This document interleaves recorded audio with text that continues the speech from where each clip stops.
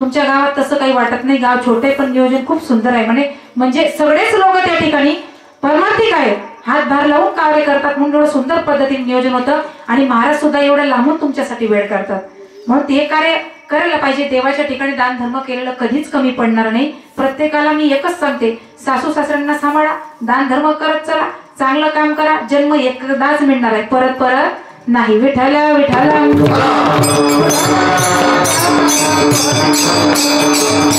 पण आपण सगळे मायेच्या अधीन आहोत। मग तुम्ही म्हणणार महाराज या मायेमधून जर निघायचं असेल तर काय करावं लागेल, तर महाराज अभंगाच्या दुसऱ्या चरणात सांगतात,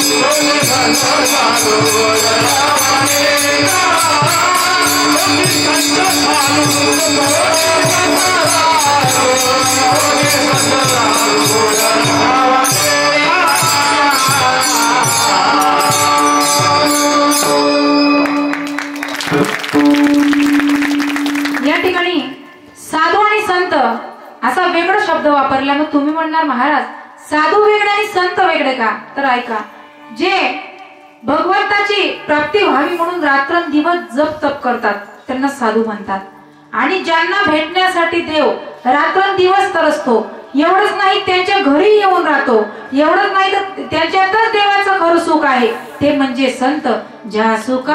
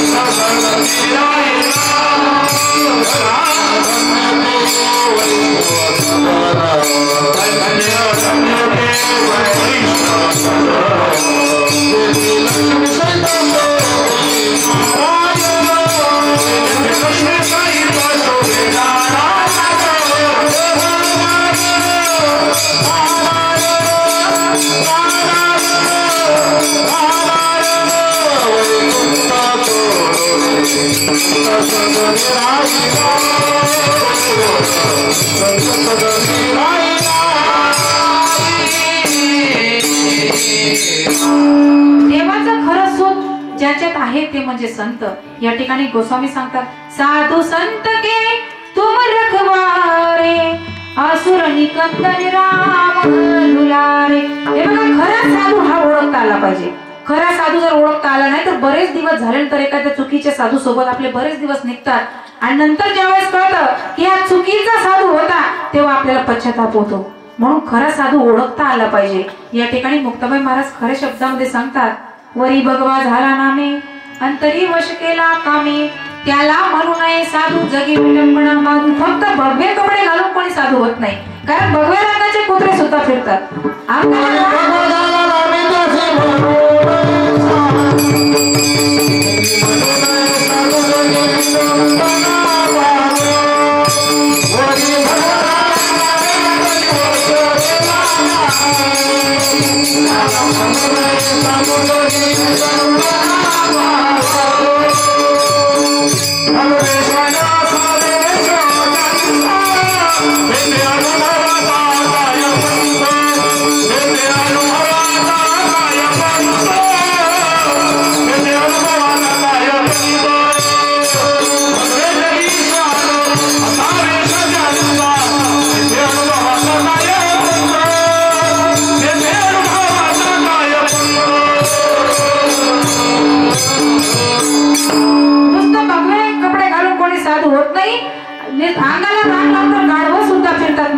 साधू झाले का? या ठिकाणी महाराज म्हणतात, या कलियुगामध्ये साधू थोर आहे. साधू थोर जाणा, साधू थोर जाणा, साधू थोर जाणा कलियुगी. ज्यांनी आपल्या जीवनातला सहा धुवून टाकला ते खरे साधू. ज्यांच्या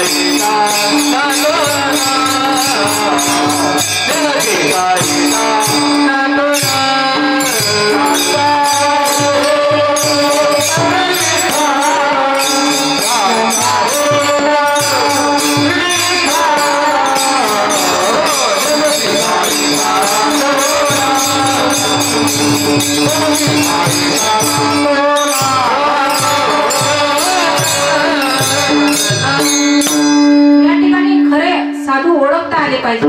पण आपण त्या ठिकाणी बघा, एक उदाहरण तुम्हाला सांगून जाईल. एक बाई छोट्याशा मुलाला घेऊन चालली होती. चालत असताना समोरून दोन पोलीस आणि त्यांच्यासोबत एक अपराधी होता. ते समोरून आले आणि मुलाने विचारलं, म्हणले आई हा कोण आहे? म्हणले बेटा तो चोर आहे आणि अपराधी आहे असं सांगितलं आणि ते पोलीस आहेत असं सांगितल्यानंतर मुलाने त्या ठिकाणी मान हलवली आणि पुढे निघाले. पुढून मंत्री महोदय येत होते, त्यांच्यासोबत 5-25 पोलीस होते. आता मुलाने जोरात आवाज दिला, म्हणले आई हे बघ मोठा चोर चाललाय.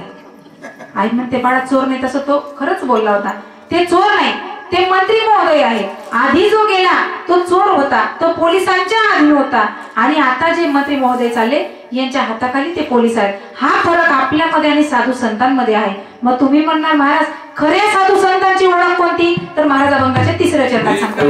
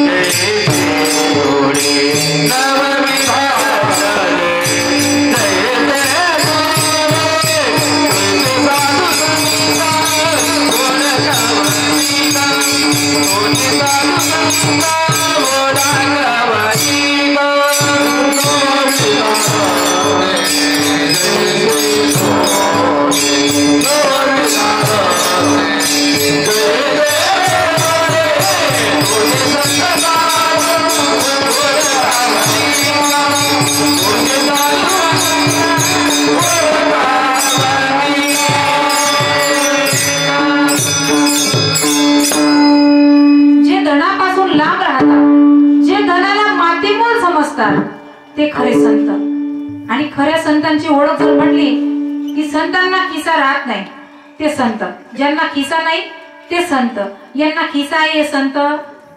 बरोबर की नाही? मग आपल्याला खिसा नाही म्हणून आपण संत आहेत का? आपला चोर खिसा राहतो. बरोबर की नाही? या ठिकाणी एक संत होऊन गेले, ते म्हणजे राका कुंभार. ज्यावेळेस राका कुंभाराने मडक्यांचा आवा पेटवला आणि त्या ठिकाणी मडक्यांचा आवा पेटवला आणि त्या हवेच्या आजूबाजूला एक मांजर फिरू लागली. राका कुंभाराचं लक्ष गेलं, बहुतेक या मांजरीचे पिल्ले हवेमध्ये असावे. म्हणून राका कुंभाराने भगवंताला धावा केला, सांगितलं, म्हणले देवा, जसं लक्षाग्रहणातून पांडवांना वाचवलं तसं या मांजरीच्या पिल्लांना वाचव. आणि खरंच देवाने त्या पिल्लांना वाचवलं. पण त्या दिवसापासून राका कुंभाराने तो व्यवसाय सोडला आणि राका कुंभार आता लाकडं तोडण्यासाठी जाऊ लागला. आणि या ठिकाणी राका कुंभाराची मुलगी आणि नामदेवरायांची मुलगी नदीवर धुणं धुण्यासाठी आल्या आणि जोरदार भांडण त्यांची सुरू झाली. आता नदीवर धुणं धुत असताना भांडणी किती जोरदार होत आहे तुम्हाला माहिती. आता काही कोणी जात नाही, पण आधी जायचे ना आजी, जायचे की नाही? मग तुम्ही भांडणी करायच्या का? जोरदार भांडण त्यांची सुरू झाली आणि नामदेवरायांची मुलगी घरी रागारागाने गेली आणि तिच्या नामदेवरायांना सांगू लागली, म्हणले बाबा, ती राका कुंभाराची मुलगी सांगते की माझ्या बापा एवढा वैराग्यवान कोणीच नाही. नामदेवरायांना राग आला. नामदेवराय पांडुरंगाच्या कडे गेले आणि सांगितलं, म्हणले तेव्हा तो राका कुंभार त्या ठिकाणी वैराग्यवान होण्याचा सोंग करतोय, तुम्ही त्याची परीक्षा घ्या. आता देवाला ते मान्य नव्हतं, पण या ठिकाणी नामदेवराय हट्टी होते, म्हणून देवाला ऐकावं लागायचं. देवाने काय केलं, ज्या रस्त्याने राका कुंभार जात होते त्या रस्त्याने देव जाऊन उभे राहिले, नामदेवराय दोघं उभे राहिले. देवाने आपल्या राका कुंभार जवळ आले, देवाने आपल्या हातामधलं एक सोन्याचं कडं घेतलं आणि रस्त्यात फेकलं. आता राका कुंभाराचं लक्ष गेलं, पण राका कुंभार ते कडं ओलांडून पुढे निघाले. देव आश्चर्यचकित झाले, नामदेवराई बघू लागले. पण राका कुंभाराला पुढे जाऊन आठवण आली, आपण हात लावला नाही, पण आपल्या मुलीने जर हात लावला तर आपलं व्रत भंगून जाईल. म्हणून नामदेवराय मागे आले आणि त्या ठिकाणी राका कुंभार मागे आले आणि त्यांनी त्या कड्यावर माती टाकली. आता ते संत होते, त्यांनी सोन्यावर माती टाकली. आपण टाकली असती का? आपण गुपचूप उचलून खिशात घालून घेतलं असतं. बरोबर की नाही? 10ची नोट जरी दिसली रस्त्यावर, आपण किती एकदम याच्यात उचलतो तिला घाबरून. मग ती अर्धी का पूर्ण येते सुद्धा पार नाही, एवढी घाई गडबड. आपण पैशांचा खूप लोभ त्या ठिकाणी वस्तू, आता ती सोन्याची का साधी ते सुद्धा पाहत नाही. महिला मंडळ शेतामध्ये आपण निंदायला जातो तेव्हा, बरोबर की नाही? कोणी पाहिलं नको म्हणून गुच्चूप आपण साडीत कोसून घेतो ना, आणि घरी आल्यावर पाहतो. त्या ठिकाणी संत होते, त्यांनी माती टाकली आणि निघून गेले. राका कुंभाराची मुलगी आली आणि तिचा पाय त्या कड्यावर पडला, त्या मातीवर पडला. जोरात ओरडली, म्हणले बाबा, काय गरज होती तुम्हाला त्या मातीवर माती टाकण्याची? राका कुंभार म्हणू लागले, म्हणले अरे वा, मी माझ्यापेक्षा माझी मुलगी पुढे. आपल्याला सोनं कळतं, पण संत सोन्याला माती म्हणतात. म्हणून संत कधी धनाचा लोभ करत नाही. धनाचा लोभ फक्त कोण करतं? आपण करतो, बरोबर की नाही? पण बघा, धनाचा लोभ कधी करू नाही, कारण धन हे जीवाला घातक आहे, बरोबर की नाही? हे बघा, आमच्या गावाकडचा एक त्या ठिकाणी दृष्टांत सांगून जाईल. एका गावामध्ये 700 एकरचा मालक होता आणि त्याच्या शेतामध्ये 5-25 महिला कामाला होत्या. आता त्यांची मेन म्हणजे एक कोणती मोकडदमीन ताई, बरोबर की? आपल्याकडे नाही असतात का मोकडदमीन? पण मी इकडचं नाही बोलणार बरं का, तिकडचं सांगेल मी, धुळे जिल्ह्याचं. आपला कोणत्या जिल्ह्यात आहे गाव? जळगाव ना. माझं माहेर आहे, काही टेन्शन नाही. आपण धुळे जिल्ह्याचं, फक्त महाराज एकटे आहेत तिकडे, म्हणजे काही बोलू शकत नाही. त्या ठिकाणी त्या मालकाचा एकटा मुलगा, त्याचं लग्न होतं, त्याने ठरवलं सगळ्या महिलांना लग्नाला बोलवायचं. त्याने त्या मुकडदमीन ताईकडे पत्रिका दिली आणि सांगितलं की सगळ्या महिलांना मूळ पत्रिका तुम्ही आमंत्रण लग्नाचं द्या. आता आमंत्रण दिलं, सगळ्या महिलांना चिंता पडली. काय चिंता पडते आपल्याला? मूळ पत्रिका आली का? आयरची चिंता करत आपण कोणती साडी घालायची. मग आता फॅशन चालू आहे पैठणी साडी, बरोबर की नाही? साडीचं झालं, म्हणले बाई मोठ्याचं घरचं लग्न आहे, अंगावर 2 दागिने पाहिजे, बरोबर की नाही? मुकडदमीन ताई सांगते चिंता करू नका, कारण मुकडदमीन ताई आगाऊ होती बरं का. चिंता करू नका, धुळ्याला मंगळवारच्या बाजारमध्ये 500 रुपयामध्ये अर्धा किलो सोने. तुम्हाला माहित नाही? एक काम करा, आमच्याकडे 500-500 रुपये जमा करा, उद्या आणून दे तुम्हाला. आता कोणतं सोनं असेल बरं का ते? बेंटेक्स. तुम्ही वापरता का दादा? बेंटेक्स.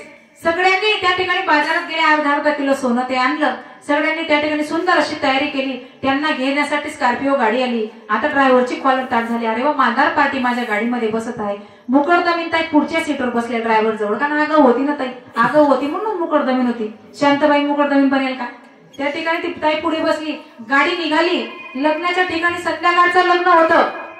संध्याकाळचं लग्न होतं. त्या ठिकाणी लग्न समारंभ एकदम थाटामाटात चालू होता. सगळे यांच्याकडे बघायचे, मालदार पार्टी मालदार पार्टी, सगळे बघायचे. लग्न पार पडलं, जेवण वगैरे झालं. ड्रायव्हरने सांगितलं ताई आता निघायला हरकत. सगळ्या महिला त्या ठिकाणी गाडीकडे जाऊ लागल्या. तिथं एक चोरांचा खबरी होता. त्याने पुढे फोन लावला आणि सांगितलं, म्हणले इकडनं मालदार पार्टी येत आहे, स्वागताची तयारी सुरू ठेवा. गाडीत बसले आणि गाडी निघाली. गाडी निघाली, थोड्याच अंतरावर गेली आणि ड्रायव्हरने रस्त्यावर दगड टाकलेले पाहिले आणि त्यांना मिस कॉल आला. बरोबर का आजी? विठाला विठाला.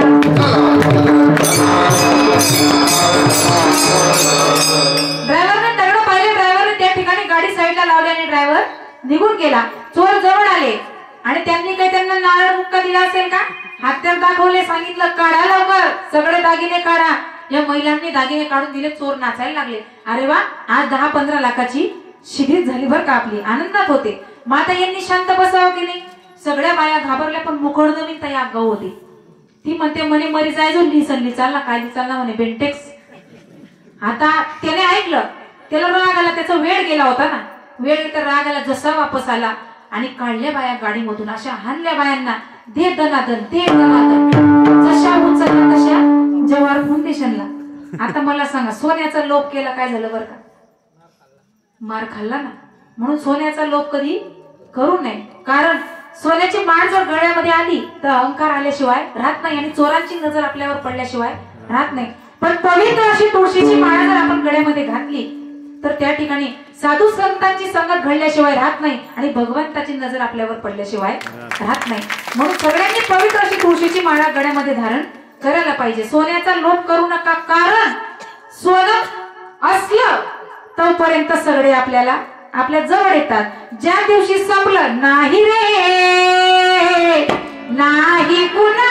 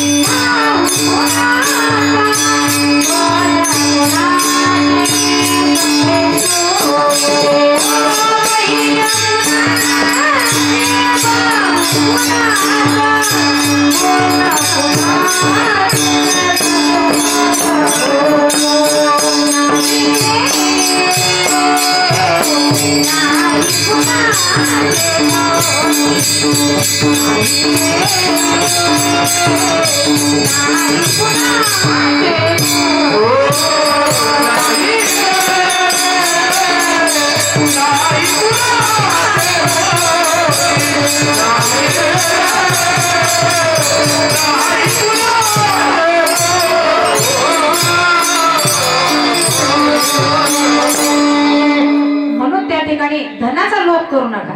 कारण धन असलं तोपर्यंत सगळे आपले. धन संपलं की कोणी कोणाचं राहत नाही, आपण आयुष्यभर राबतो, कष्ट करतो, झोपडीची माडी करतो, पण एखाद्या मुलाने असं कधी म्हणलं का की आपल्या बापाने झोपडीची माडी हातावर कष्ट करून, रक्ताचं पाणी करून, हाडाची काढ करून एवढा मोठा बंगला बांधला आणि ज्या वेळेस बाप मरतो आपण आपल्या बापाला बंगल्यातच जाडू, असं कधी झालं का? ज्याची 2 बिघेची 10 बिघे जमीन केली ज्या बापाने, त्याच्यासाठी आपण त्यांची मुलाशी 10-5 गुंठे तरी शेती काढतात का? शेवटच्या क्षणाला कुठे जावं लागतं? 2x6च्या खोलीमध्ये. गरीबही तिथंच जातो आणि श्रीमंत सुद्धा तिथंच जातो. मग धनाचा बॅलन्स जमवण्यापेक्षा भक्तीचा बॅलन्स जमवा. पण भक्ती केव्हा करतो आपण? जेव्हा आपल्यावर संकट आलं तेव्हा. देवाचं नाव केव्हा घेतो आपण? जेव्हा आपल्याला काहीतरी भीती संकट आलं तेव्हा, बरोबर की नाही? हे बघा, एका गावाला एका माणसाने त्याच्या मुलाला सांगितलं की म्हणले बाबा, आपण जेव्हा गावात एंट्री करतो, गावामध्ये जे वडाचं झाड आहे त्या झाडाखाली रात्री 12 वाजता ते निघतं. त्या मुलाला सांगितलं बरं का, ते निघतं. आता ते निघतं म्हटल्यावर मुलाने डोक्यात फिट केलं. तो तिकडनं जाताना बघायचा आणि विचार करायचा, या झाडाखाली ते निघतं रात्री 12 वाजता. आणि नेमकं तो गावाला गेला आणि येत असताना त्याला रात्री 11:30-12 झाले. नेमकं झाडाजवळ आला. आता तो पहिलीच्या पहिले घाबरू लागला, कारण त्याच्या बापाने काय सांगितलं होतं, झाडाखाली काय निघतं? ते निघतं. ते म्हणजे काय? हा म्हणजे तुम्हाला कळलं. जवळ आला आणि नेमकं असं घडलं, ते झाड हालायला लागलं. हा घाबरायला लागला.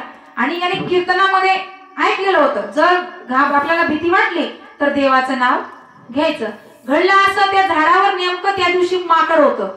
आणि ते माकड येण्याची चाहूल लागली त्याला, कोणतरी येतंय म्हणून या फांदीवरून त्या फांदीवर उड्या मारायचं. याला असं वाटलं भूत आलं, घाबरायला लागला. त्याने एकच कीर्तन ऐकलं होतं. त्या कीर्तनात ऐकलं होतं, ज्यावेळेस आपल्याला भीती वाटली त्यावेळेस आपण देवाचं नाव घ्यायचं. हरी उच्चारण मंत्र.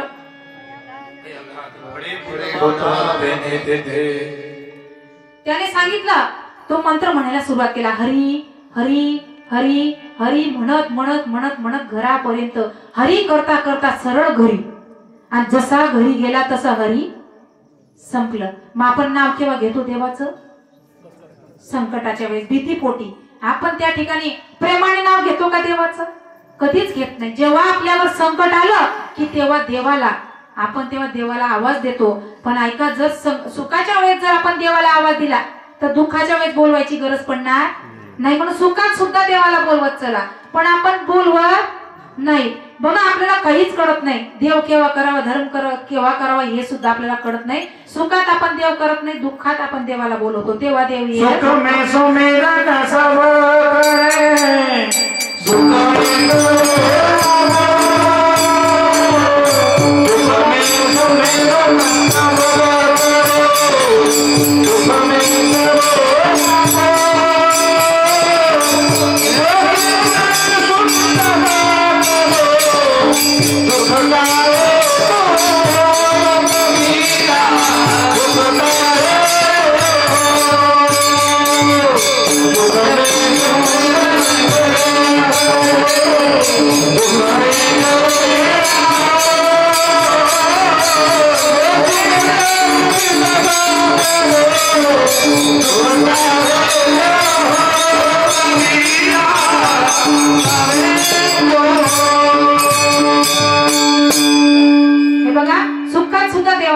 चला, पण आपल्याला कधीच कळलं नाही. पण जर वेळेवर सावध झालो नाही तर मग हे जरी नाही कळलं,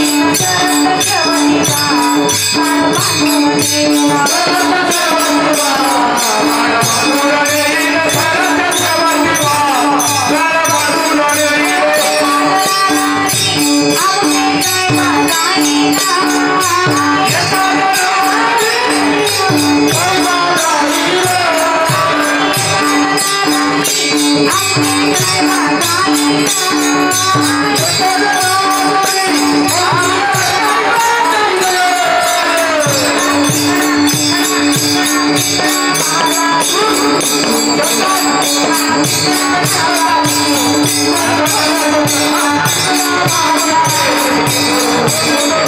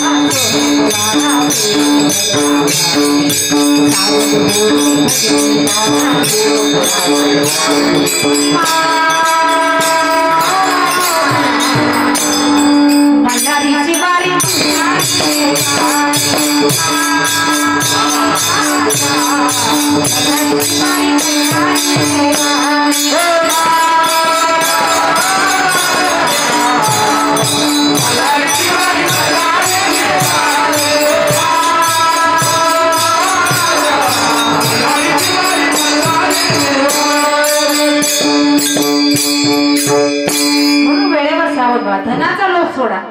हे बघा, ज्यावेळेस तुकोबारा संतांना धन चालत नव्हतं, ज्यावेळेस तुकोबारांकडे छत्रपती शिवाजी महाराजांनी धनाचे गाडे भरून पाठवले, त्यावेळेस तुकोबारांनी विनम्रपणे हात जोडून सांगितलं, म्हणले महाराज आम्हाला धन आवडत नाही, आम्ही धन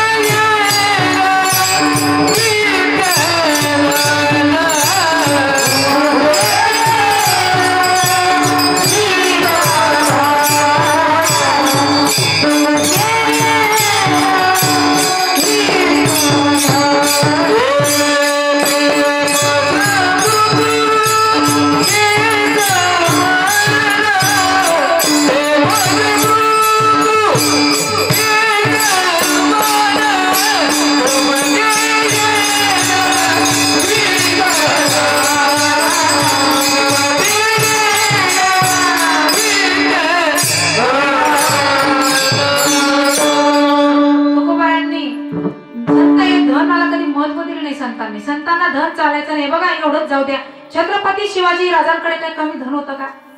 पण त्यांच्या मावळ्यांनी कधी धनाचा लोभ केला नाही। त्यांनी राजांसाठी आपले प्राणपणाला लावले, धनाचा लोभ त्यांनी कधी केला नाही। तुमच्या समोर छोटासा शिवचरित्राचा भाग त्या ठिकाणी मांडून जाईल। सर्वीकडे हाकार माजला होता। एका मराठ्याच्या पोराला नवीन साम्राज्य उभारावं हे एवढ्यांना मान्य नव्हतं, त्यांना ते पचत नव्हतं, कारण अनेक शाळा उदयास आल्या होत्या, पण हिंदवी स्वराज्य त्यांना नको होतं। म्हणून अली आदिल शहाने आपला दरबार भरवला आणि दरबारामध्ये विडा ठेवला। त्या ठिकाणी अली आदिल शहाची आई बडी बेगम आली आणि तिने आवाज दिला, कोण जाएगा और शिवा को पकड के लाएगा। सगळ्या सरदारांच्या माना खाली गेल्या, ते कुजबुजू लागले, वो शिवा, वो दक्खन का चूहा, वो चोर, वो लुटेरा कहते हैं कि भूत भी उसकी सुनते हैं और कौन जाएगा वहां मरने। सगळे घाबरू लागले। एवढ्या आवाजांमधून आवाज आला, मैं जाऊंगा और उस काफिर को पकड़ के लाऊंगा। त्या ठिकाणी झप झप झप चालत येत होता, जणू की कलियुगातला जणू राक्षस 7 फुटाचा भला मोठा दिपाड त्या ठिकाणी चालत आला आणि सगळ्यांच्या नजरा गेल्या पाहत राहिले। त्या ठिकाणी आला आणि त्याने विडा हातामध्ये घेतला आणि त्या ठिकाणी बोलू लागला, मैं जाऊंगा और शिवा को पकड़ के लाऊंगा। सगळे त्या ठिकाणी कुजबुजू लागले की आता कसं होईल राजाचं, कोण वाचवेल राजाला या वादळापासून। आता खानानं आपल्या महाराष्ट्रावर त्या ठिकाणी हात घातला, एक एक मंदिराची हानी करू लागला। पंढरपुराच्या मंदिराची हानी केली, भवानी मातेची मूर्ती भंगवली। हे राजांना काही पाहवलं जात नव्हतं, पण राजे योग्य वेळेची वाट पाहत होते आणि ती योग्य वेळ आली। खानाने राजांना पत्र पाठवलं, हे शिवा, आप हमारे शरण में आओ और हमें हमारे सारे गढ़ किले वापस कर दो। छत्रपती राजांनी विनम्रपणे त्या ठिकाणी उत्तर दिलं, खान साहब, आप हमारे पिता के समान हो, हम आपसे डरते हैं। एक काम कीजिए, आप प्रतापगढ़ के पास आ जाइए, हम आपको आपके सारे गढ़ किल्ले वापस कर देंगे। आणि खान तिथून निघाला प्रतापगडकडे जाण्यासाठी। प्रतापगडच्या पायथ्याशी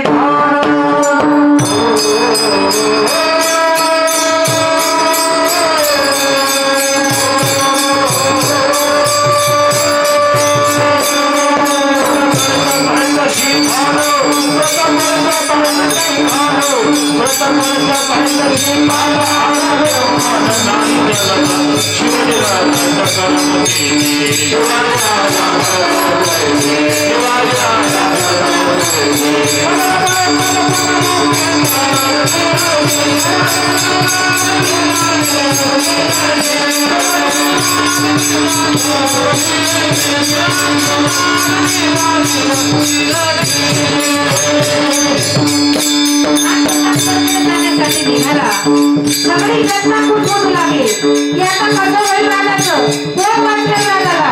राजे देखील चिंतेत पडले. राजे औरंगजेबाकडे गेले आणि औरंगजेबाला पाहू लागले. म्हणले औरंगजेब आता आम्ही काय करावं. त्यावेळेस औरंगजेब सांगतात म्हणजे राजा तुमचं जर काही बरोबर झालं तर तुमच्या गाडीवर आम्ही संमती राजांना बसतो. आणि त्या ठिकाणी कारण औरंगजेब अशा वाघिणी करतो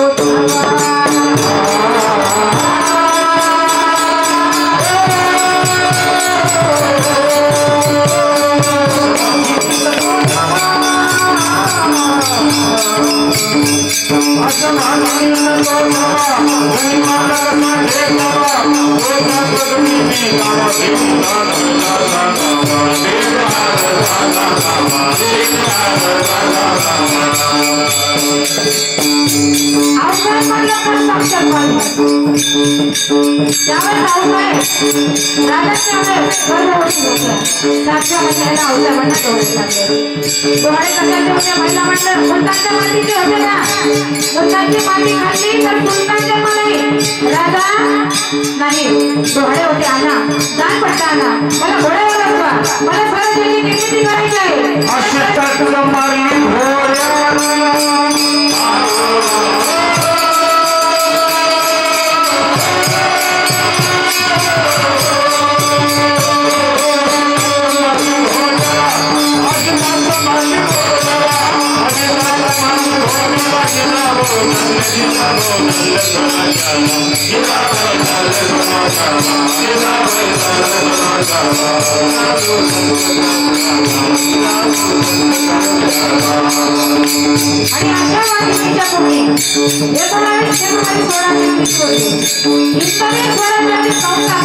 छत्रपती शिवाजी राजांचा जन्म झाला. बोला छत्रपती शिवाजी महाराज. जिजाऊची पुण्याई आली आली ओ फळाला. आई जिजाऊची पुण्याई आली आली ओ फळाला.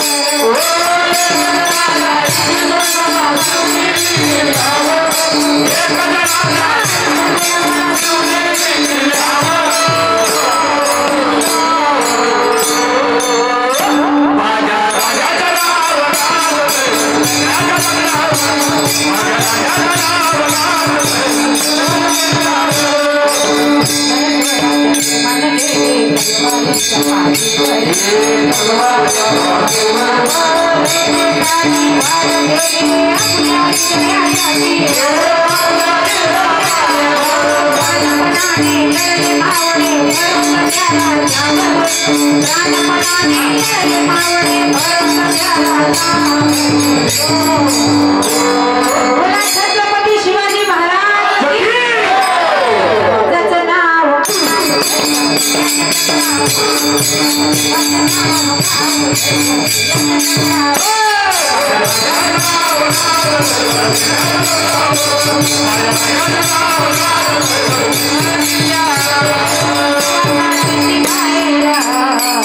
जशी चमचमती कशी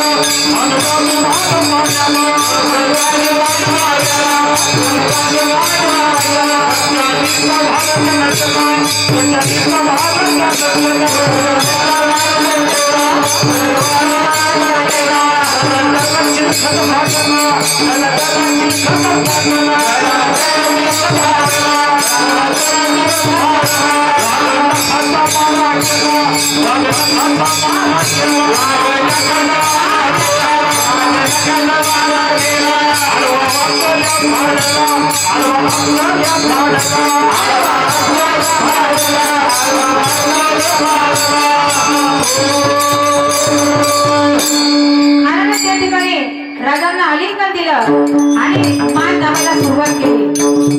त्या ठिकाणी पाठीमागे खंजीर घातला, चिलखत फाटायला लागला। खानाच्या लक्षामध्ये आलं, राजाच्या लक्षामध्ये आलं। राजांनी एका क्षणाचा विलंब न करता आपल्या हातामध्ये असणारी वासनावर खानाच्या पोटामध्ये घातली आणि सर्व हातकडे बाहेर काढल्या। खान ओरडू लागला, जगा जगा जगा किया, काठीवरील जगा किया।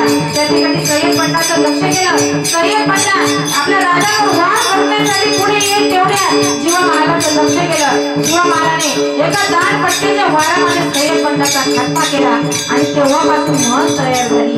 होता जीवा म्हणून वाचला शिवा। बोला छत्रपती शिवाजी महाराज की जय। हे बघा, तांदूळ शिजतो त्याला भात म्हणतात, तांदूळ शिजतो त्याला भात म्हणतात। आणि माझ्या महाराष्ट्राच्या मातीमध्ये राहून जर माझ्या शोभाचं नाव कोणी घेत नसेल तर त्याला गद्दाराची जात म्हणतात। बोला छत्रपती शिवाजी महाराज। हे कीर्तनात सांगायलाच पाहिजे असं नाही, पण सांगल्याशिवाय लोकांना कळत, तरुण पिढीला कळणार नाही। बरेच जण शिवजयंतीला छत्रपती राजांना डोक्यावर घेऊन नाचतात, ते पण बाटल्या फोडून फोडून। त्यांना एकच सांगेल, डोक्यावर घेण्यापेक्षा डोक्यात घ्या, कधीही फायदेशीर होईल। डोक्यात घ्या. फक्त कपाळाला चंद्रकोर लावून कोणी छत्रपती राजा बनणार नाही. त्यामुळे कपाळाला चंद्रकोर लावण्यापेक्षा आणि राजांना डोक्यावर घेऊन फिरण्यापेक्षा जर आपल्याला खरंच राजांचे मावळे बनायचं असेल तर आपल्या गावात असणाऱ्या आजूबाजूला असणाऱ्या आया बहिणींची आबरू वाचवा. खऱ्या अर्थाने तुम्ही छत्रपती राजांचे मावळे झाल्याशिवाय राहणार नाही. बांगलादेशामध्ये काय परिस्थिती चालू आहे सगळ्यांना माहिती. प्रत्येक गावाला सांगते, प्रत्येक मुलांनी, तरुण मुलांनी, आता खेड्यामधून मुलींना कॉलेजला बाहेर गावाला जावं लागतं, त्याचं रक्षण केलं पाहिजे. पण गावातलेच गावात जर गद्दारी करतील तर बाहेरचे येऊन बांगलादेश झाल्याशिवाय राहणार नाही. म्हणून गावातल्यांनी आपल्या आया बहिणींची त्या ठिकाणी सुरक्षा झाली पाहिजे. असं काहीतरी करा. चंद्रकोर लावल्याने तुम्हाला कोणी राजा म्हणणार नाही. तुम्ही जेव्हा आया बहिणींची आबरू वाचवाल तेव्हा खऱ्या अर्थाने तुम्हाला राजा म्हणायला हरकत राहणार नाही. म्हणून त्या ठिकाणी शिवचरित्र हे सांगावं लागतं. मग बरेच जण म्हणतात की शिवचरित्र वगैरे गायन काहीतरी करून कीर्तन पार पाडण्यामागे महाराज लोक राहतात. पण सगळे अध्यात्म सांगतील आणि सगळ्यांच्या डोक्यात अध्यात्म घुसेल का? एवढं हुशार सगळे राहतात का? बरोबर की नाही? कोणाला काय करतो, कोणाला काय करतं. म्हणून तरुण पिढीसाठी शिवचरित्राचा भाग थोडा सांगावा लागतो. या ठिकाणी हे बघा, मला असं वाटतं तुमचे हात पाय दुखून आले बसून बसून, बरोबर की नाही? आतापर्यंत आपण देवाचं नाव घेतलं नाही. मग त्या ठिकाणी आता सगळ्यांनी देवाचं नाव घ्यायला हरकत नाही. म्हणून वर हात करा, सगळ्यांनी वर हात करा. सगळ्यांनी केले का? ज्यांना हात सगळ्यांनी वर हात करा. हे बघा, देवाचं नामस्मरण केलं, देव आपल्या घरी आल्याशिवाय राहत नाही. वाटतं ना सगळ्यांना देव आपल्या घरी आला पाहिजे? वाटतं की नाही? वाटतं ना? बोलत नाही तुम्ही? वाटतं ना? मग कोणाकोणाला वाटतं आपण देवाच्या घरी जायला पाहिजे? संसार सोडू वाटत नाही. जेव्हा तो बोलेल तेव्हा जावं लागेल, काही हरकत नाही. पण देवाला ताण आपल्या घरी एकदम जे प्रामाणिकपणाने सगळ्यांनी वर हात ठेवायचं बरं का, विठू बरोबर होईपर्यंत. तुमच्याकडे पाणी पाऊस कस काय? काय 2 मिनिटं गप्पा मारू आपण. विठोबा रखुमा